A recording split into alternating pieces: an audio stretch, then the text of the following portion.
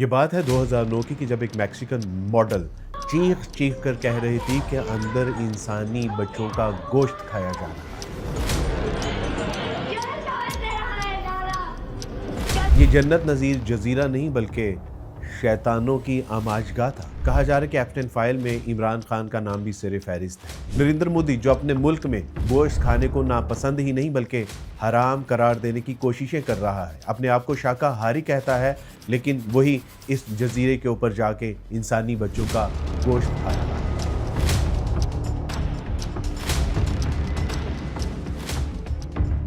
آخر Elon Musk نے بھی ٹرمپ کے خلاف ٹویٹ کر دیا۔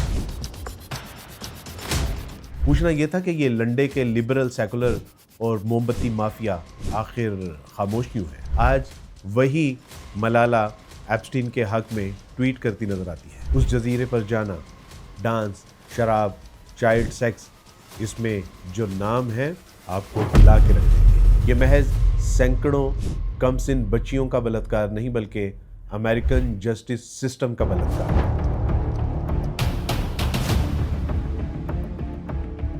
یہ بات ہے 2009 کی، جب ایک ماڈل میکسیکو کے معروف ہوٹل کے باہر کھڑی ہو کے یہ کہہ رہی تھی کہ یہاں ایلیٹ کلاس کی ایک سیکس پارٹی چل رہی ہے، کہ جہاں صرف شراب اور عورت ہی نہیں بلکہ بچوں کا گوشت کھایا جا رہا ہے۔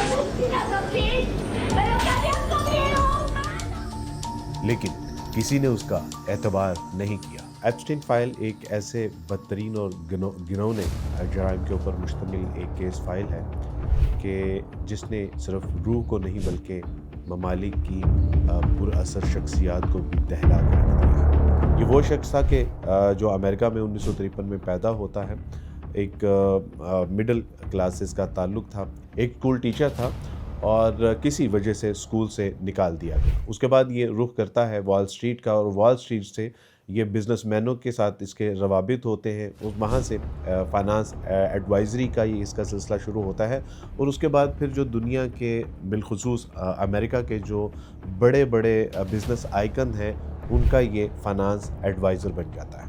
اس کے بعد سے نہ جانے یہ سلسلہ کب سے شروع ہو رہا تھا، لیکن جو رپورٹڈ نیوز ہے وہ یہ ہے کہ 1998 میں پہلی بار اس نے لٹل سینٹ جیم جزیرہ جو کہ امریکہ میں ہے اس کو خریدا اور اس کو اپنے پرائیویٹ جو ہے وہ فارم ہاؤس کے لیے اس نے استعمال کرنا شروع کیا۔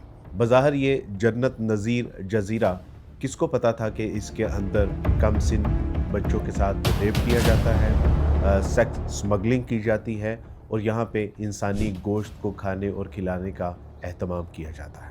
کہا جاتا ہے کہ یہی جزیرہ ہے کہ جو اس کو کرائم کی دنیا میں اس حد تک لے گیا کہ جو ایک بار یہاں پر آتا تھا ان کی فائل بھی بنتی تھی، اس کی تصاویر بھی بنتی تھی، اس کی ویڈیوز بھی بنتی تھیں، اور اس کے بعد پھر اس دنیا سے نکلنا اس کے لیے ناممکن ہو جاتا تھا۔ جو یہاں پر آنے والے لوگ ہیں ان کی ایک طویل فہرست ہے۔ معروف نام صدر ڈونلڈ ٹرمپ، جن کا کہ 20 سال کا ایک بہت گہرا تعلق تھا، ان کا آنا جانا، ان کی ای میلز جو ہے وہ جیفری کے جیٹ میں ان کا جو ہے وہ متعدد بار سفر کرنا، یہ اب ڈکی چھپی بات نہیں ہے۔ اس میں مسلم ممالک کے کچھ پرنس حضرات بھی ہیں، برطانیہ کے شہزادے اور شہزادیاں بھی ہیں، اس میں انڈیا کے جو پردھان منتری ہیں پرائم منسٹر نریندر مودی، ان کا نام بھی سر فہرست ہے۔ کہا جاتا ہے کہ ایپسٹین کے ساتھ ان کے بڑے گہرے مراسم تھے۔ اکثر جو ہے وہ رپورٹ میں ان کی جو ہے وہ کورسپونڈنگ میں جو میلز ہیں، جو پیغامات ہیں، وہ جو ہے وہ شائع ہو چکے ہیں، بلکہ یہاں تک کہ جو اسرائیل کا دورہ تھا وہ بھی ایپسٹین کے مشورے کے ساتھ ہی طے ہوا تھا۔ وہاں پہ کن لوگوں کے ساتھ ان کی اہم شخصیات سے ملاقاتیں ہوئیں وہ بھی ایپسٹین کی مشاورت کے ساتھ ہی طے ہوا تھا، اور پھر وہاں کے دورے کو جو ہے وہ سکسیس قرار دیتے ہوئے ایپسٹین نے ان کے لیے اپریسیشن کے کچھ الفاظ بھی کہے۔ نریندر مودی وہ شخص ہے کہ جو اپنے ملک میں گوشت کھانے والوں کے لیے گوشت کھانے کو ناپسند بھی کرتے ہیں، گوشت کو اپنے لیے حرام بھی قرار دیتے ہیں، اور خود کو شاکاہاری کہتے ہیں یعنی ویجیٹیرین، لیکن ایپسٹین کی شیطانی مجالس اور محافل میں جا کے ان کے لیے ڈانس، شراب، کم سن بچیوں کے ساتھ سیکس اور انسانی گوشت سب جائز ہو جاتا ہے۔ नाज़रीन, इस फहरिस्त में इमरान खान साहब का नाम भी आता है। मुतादिद जगहों पे एप्स्टीन ने नाम लेकर इमरान खान को कहा है कि ये गैर रवायती सियासतदान है। एक जगह पर तो उन्होंने कहा कि ये थ्रेट ऑफ पीस भी है, जो उनके अगराज़ व मकासद हैं यकीनन उसके लिए ये थ्रेट ऑफ पीस हो सकते हैं। बल्कि उन्होंने कहा कि ये तैयब उर्दवान और प्यूटन से भी ज़्यादा गैर रवायती हैं। और एक जगह पर उन्होंने कहा कि ये खैर के कामों में जो है वो सफारतकारी में अपना एक असर व रसूख रखते हैं। इनको लंदन सोसाइटी लाइन भी कहा है, जिसका मतलब ये है कि वहाँ की सोसाइटी में ये एक मारूफ शख्सियत है। लेकिन इन बातों से एप्स्टीन नेटवर्क से इमरान खान का कोई ताल्लुक़ नहीं बनता और ना ही इमरान खान साहब का कभी इनके जजीरे के ऊपर जाना जो है वो रिपोर्ट्स में आया है, ना कोई तस्वीरें या इस तरह की जो है वो कोई शवाहद मौजूद नहीं है। नाज़रीन, एक बात हमें याद रखनी चाहिए कि एप्स्टीन फ़ाइल में किसी का नाम आ जाना उसका लाजमी नतीजा ये नहीं है कि एप्स्टीन के शैतानी जराइम में वो भी शामिल जुर्म है। आपने मिसाल तो सुनी होगी कि जब हाथी की सूंड में एक चींटी जाती है तो उसके लिए उसका जीना मुहाल कर देती है। एप्स्टीन, जो कि एक पैसे के हवाले से, इक़्तिदार के हवाले से, ताकत के हवाले से, अपने असर और रसूख के हवाले से एक मस्त हाथी था, इसकी सूंड में भी एक कम सिन बच्ची मानिंद चींटी घुसती है और फिर सब कुछ ख़त्म करके रख देती है। मार्च 2005 की बात है कि जब इसके खिलाफ एक कम सिन बच्ची अपने पेरेंट्स के साथ जाके रॉयल पाम के पुलिस स्टेशन में एप्लीकेशन देती है कि मेरे साथ रेप हुआ है। ये कहती है कि हमें जो है वो किसी ज़राए से मसाज के लिए बुलाया गया कि आपने महज मसाज करना है, लेकिन वहाँ पर जब मैं गई और साथ मेरे एक सहेली थी तो वहाँ पर जेफरी एडवर्ड एप्स्टीन हमें टॉवल में लिपटा मिलता है और उसके बाद जो हमारे साथ उसने किया वो नाकाबिले बयां है। नाज़रीन, इसके बाद जब पुलिस इन्वेस्टिगेशन करती है तो ये एक या दो कम सिन बच्चियां नहीं थी, बल्कि 2005 में 36 ऐसे केस सामने आए कि जिनके साथ एप्स्टीन कम सिनी की उम्र में रेप कर चुका था। नाज़रीन, हैरानकुन बात यह है कि 36 कम सिन बच्चियों के साथ जो है वो मुबैना तौर पे ज़्यादती विक्टिम मौजूद हैं, सबूत मौजूद हैं, शवाहिद मौजूद हैं, इन्वेस्टिगेशन रिपोर्ट मौजूद है, लेकिन उसके बावजूद इसको सिर्फ जो है वो 18 माह की सज़ा सुनाई जाती है। और उस 18 माह की सज़ा में भी इसके लिए सहूलत का सामान ये किया गया कि इसके लिए ये इजाज़त थी कि ये अपनी लग्जरी लाइफ गुजारने के लिए 8 घंटे अपने ऑफिस जा सकता था। ये महज रात वापसी जेल में सोने के लिए आता था, लेकिन 18 माह से भी जो है वो 5 महीने पहले इसको रिहा कर दिया गया, जो कि इसके ताल्लुकात, ताकत, पैसा और असर व रसूख का एक मुँह बोलता सबूत है। नाज़रीन, ये 2008 और 9 के लगभग जो है वो ये रिहा होता है और उसके बाद अपनी नॉर्मल ज़िंदगी गुजारना शुरू कर देता है, जहाँ पर जो है वो बेबस और बेकस जो विक्टिम थे वो इंसाफ का कत्ल होता हुआ देख रहे थे। लेकिन एक ऐसी सहाफ़ी थी कि जो चैन से नहीं बैठी, जूली नाइव ब्रान।